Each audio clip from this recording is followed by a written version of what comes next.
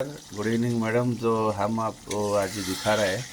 तो ये जो गार्लिक है, गार्लिक का अचार हम लोग बनाया। तो कैसे बनाना मैं आपको दिखाता हूँ। पहले आप एक काम करिए, सरसों का तेल लीजिए। आप कम से कम 250 ग्राम तेल लीजिए। उसके बाद जो गार्लिक को है वो अच्छा से उसका छिलका निकाल दीजिए। उसके बाद आप कढ़ाई में तेल डालिए। तेल डालने के बाद आप और सबसे पहले आपको जो ऑयल लेना है, आपको कढ़ाई में ऑयल डालना है। 250 ग्राम ऑयल डालना है। उसके बाद ऑयल गर्म होने के बाद आपको गार्लिक को डालना है। गार्लिक को डालने के बाद गार्लिक थोड़ा सा अगर फ्राई होने लगेगा, उसके बाद आपको क्या करना है, मिर्ची डालना है। तो हरा मिर्च होता है वो आपको डालना है। हरा मिर्ची डालने के बाद थोड़ा सा हरा मिर्च को आपको मतलब काट लेना है, क्योंकि वो नहीं तो गरम तेल में डालेगा तो ब्लास्ट करता है। वो आपको करना है। उसके बाद क्या करना है, आपको थोड़ा करी पत्ता डालना है। लहसुन तो आप पहले से डाल चुका है। उसके बाद टमाटो प्यूरी बना देना है, उसका अंदर आप उसको डाल सकते हैं।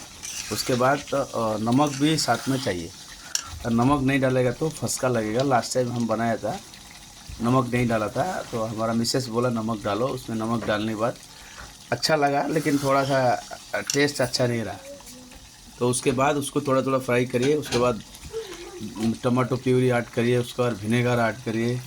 उसके बाद करी पत्ता वो भी डालिए।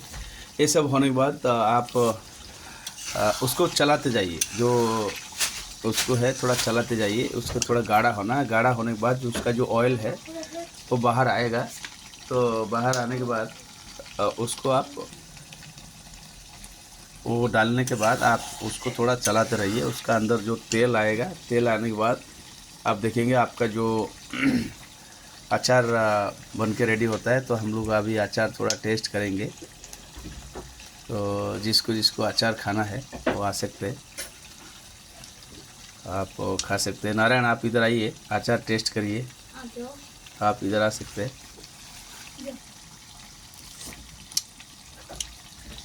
वो भी हमारा बच्चा भी टेस्ट करता है।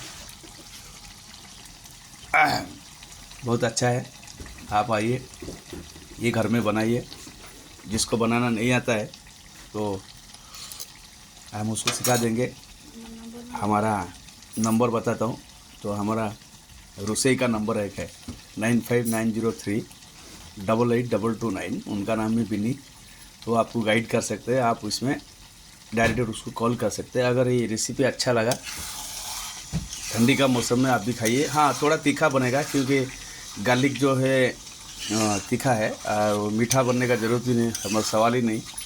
बहुत सारा लोग बोलता है मीठा बनना है, तो चांस नहीं है। उसको थोड़ा चलाते रहिए, अच्छा लगेगा तो आप खा सकते हैं।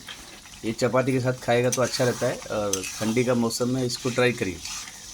फ्रिज में स्टोर करके रखिए ताकि अच्छा लगेगा। So thank you.